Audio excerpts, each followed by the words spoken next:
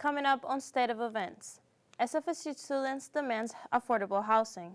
Turning Point USA organizers slam SF State for changing the venue to off-campus. President Biden announces his 2024 bid. And Fox News outs a popular TV host. State of Events starts now.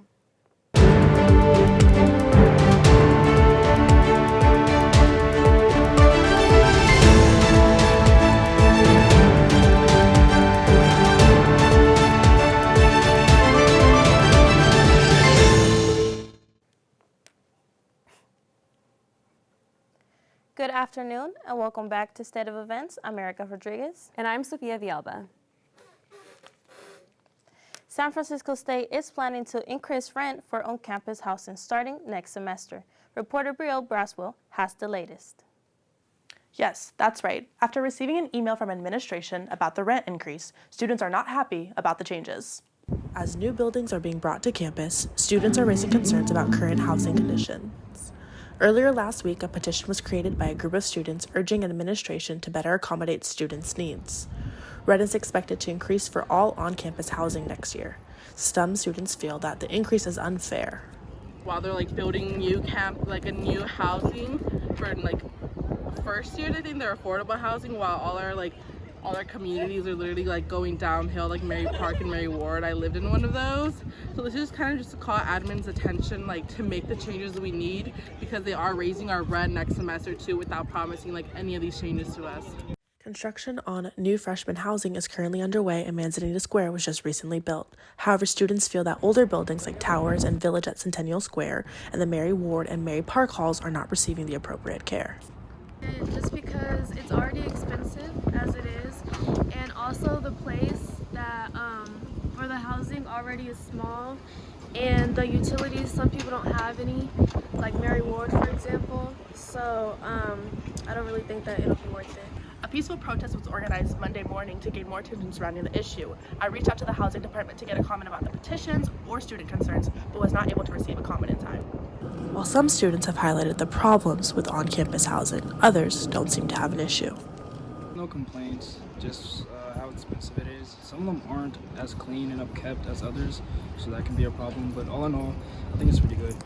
Students are still waiting for a response from administration and are currently going around campus with petitions to sign about the rent increase and overall housing conditions. In San Francisco, I'm Briel Braswell, State of. So Briel, how much is rent expected to increase on campus next semester, and will this affect all students living on campus? Well, rent is expected to increase between $100 to $200 for upper class students. However, the new building on West Campus Green is meant for affordable housing for freshman students. Thank you, Briel. Thank you, Erykah. North Dakota adopted one of the strictest anti-abortion laws in the country. Republican Governor Doug Burgum signed the legislation banning abortions after 6 weeks into law. Abortion would be allowed only in cases of medical emergencies. The law makes abortions a Class C felony with no exceptions for rape or incest. Burgum said, and I quote, "This bill clarifies and refines existing state law and reaffirms North Dakota as a pro-life state," unquote. Late last week, House Republicans passed a bill to ban transgender athletes from competing in sports. This is on the heels of 2 recent visits to SF State by outspoken activists against transgender athletes in women's sports. State of Events' Daphne Young has a story. First, Riley Gaines spoke at SFSU a few weeks ago, and then last week, conservative John Root came with a similar message. But Root's event was moved off campus to the Merced Manor Reservoir, right next to Stern Grove. In the end, the highly anticipated event drew a much smaller crowd than expected. At least 60 students weathered the cold temps and the confusion to attend the Turning Point event, which had quite a bit of security. San Francisco State students like Summer Billings were there to challenge conservative John Root on his views and comments about transgender athletes. I asked him why he felt as though the trans community should be silenced rather than included further in the discussion. His responses were that his faith was greater than science and that he did not believe that the separation of church was valid in this argument. We didn't make very much progress in our conversation, although he did practice respect. During his talk, Root also made repeatedly negative remarks about blacks and liberals. A small group of San Francisco State students showed up to protest, and they played their music throughout the whole lecture, but that did not stop Root from speaking to his supporters. The former San Jose Sharks arena announcer trashed both the San Francisco State University administration and students. I'm totally with him. That was an assault. And you know what your president did, the student body president, faculty and staff, they didn't condemn it at all. Root is referring to the incident that happened during former NCAA swimmer Riley Gaines' visit earlier this month, when San Francisco State students disrupted her speech about transgender swimmers and followed her out afterwards with a police escort. Root is the second speaker hosted by the Turning Point USA chapter at SF State, but students like Cass say there is no place for hate on the San Francisco State University campus. I think they have the right to their opinion, but I think there's a difference between free speech and hate speech. I support free speech. The First Amendment comes before the Second Amendment in the Constitution for a reason. We are here to hear and share, and that goes in all directions. The evening ended peacefully, even though there was a really heavy police presence when the crowd dispersed. I'm Daphne Young for State of Events. So Daphne, what has the university said about canceling Root's appearance on campus? Well, Dr. Lynn Mahoney explained in an email on Monday that because over 800 people were confirmed online to attend the John Root event, the original room booked was too small, and the crowd would have posed a fire hazard. After much back and forth, Turning Point ended up having it across the street of the Stern Grove at the Merced Manor Reservoir. But the organizers continue to criticize SF State for not handling the hosting of the event properly. Thanks, Daphne. Thanks, Sophia. Well, we're going to take a quick break, and when we return, we'll have the latest on the 2024 presidential elections. And updates on Fox Next with popular former host. That and more when State of Events returns. So stick around.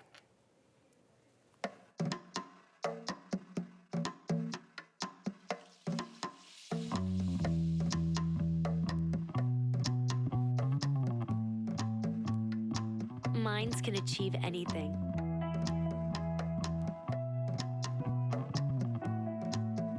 We make sure they get to college.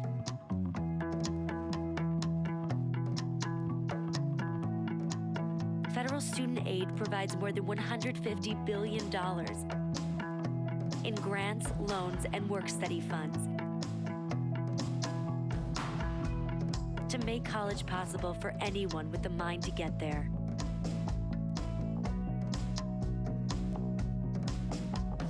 Because if given the chance, minds will do great things. Federal Student Aid, proud sponsor of the American Mind. Learn more about money for college at studentaid.gov. Many medicines used to treat colds and flu contain acetaminophen, a pain reliever and fever reducer found in hundreds of over-the-counter and prescription medicines. But taking too much or more than one medication containing acetaminophen per day can damage your liver. So always read the label and don't take acetaminophen if you drink 3 or more alcoholic drinks every day. To learn more, visit fda.gov/OTC pain info. A message from the U.S. Department of Health and Human Services Food and Drug Administration.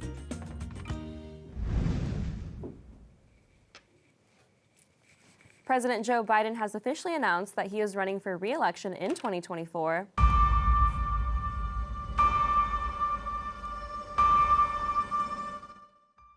Biden asked voters to give him more time to finish the job he started and extend the run of America's oldest president for a second term. While there are concerns regarding his age, he has his party's full support. Biden released a video early Tuesday framing the 2024 election as a fight against Republican extremism. Tucker Carlson was ousted from Fox News Monday. The network suddenly ended relations with its most popular TV host.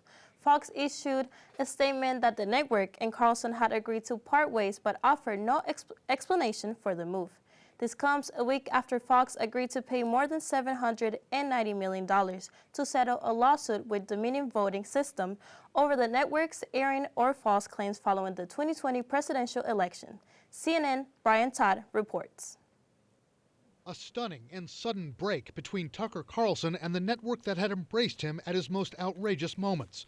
Carlson abruptly pushed out at Fox News. This was an action taken from the top levels of the network with the assent of its corporate parent.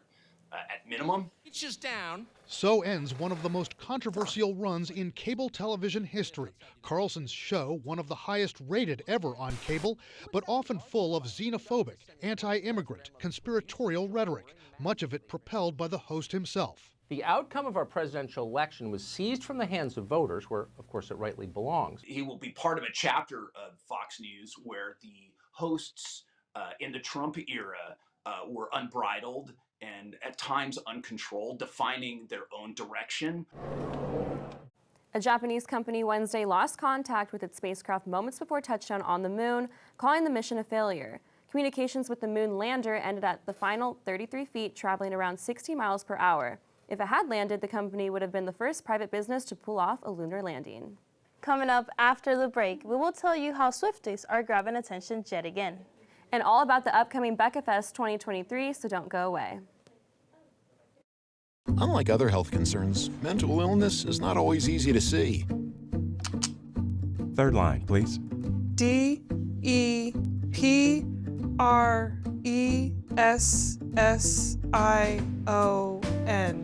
Mental illness doesn't show up on a scale. Bipolar? Sorting out a mental health concern is not something to attempt on your own. Anxiety. I thought so. Like many health conditions, help for mental illness takes professional diagnosis and treatment. And the sooner you seek treatment, the better. Look at that. 6,000 steps and PTSD. If you or a loved one has a mental health concern, don't go it alone. Find out what to do.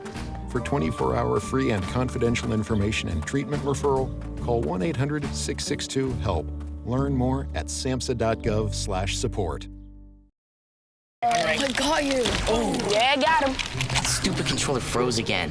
You're only saying that because you're losing. Bet you bought the cheap one. That controller is junk, too. Is this even real? You're spending less, so... Yeah? We'll just buy it again? Smart kids. Who are you? Or what are you? Hey, I was wondering if you guys wanted any... OMG, it's McGruff! Yes, I am. He's not my Uncle McGruff, the crime dog. He's an imposter.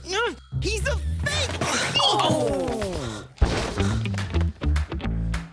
I am McGruff, the crime dog. He is the fake. And so is that controller you're holding. It's gonna break. And that, Pops... could blow up in your face! That's right, Scruff. Let's take a bite out of crime together and protect ourselves against fakes. Like him. Who says you're not the fake? Dude, you're literally missing an arm. You are smart, kids. You're smart. Buy smart. Welcome back to State of Events. Taylor Swift tickets are notoriously pricey and hard to get, and fans are going to great lengths to get them. Zanger White and his wife, who owns Z's Pizzeria in New Orleans, are offering free pizza for a year in exchange for 2 tickets. White says they came up with the idea during the recent Ticketmaster mess. He also says he's hoping the offer might get the attention of Taylor Swift herself. SFSU Broadcast and Electronic Communication Arts Department is back with its annual Becca Fest, where students get to showcase their work. If you have already submitted your academic projects or creative work, then sit tight and wait for Becca Fest. If not, the deadline to submit your work across all categories is today. This is the first Becca Fest since COVID-19 where students and staff will meet in person.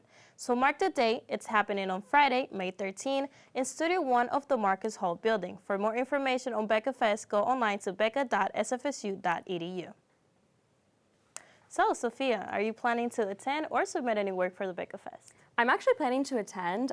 In my 4 years at SF State, I've never been or attended a Becca Fest, so I'm actually looking forward to it. Exciting. Yeah, well, that's all we have for you today. Thanks for joining us.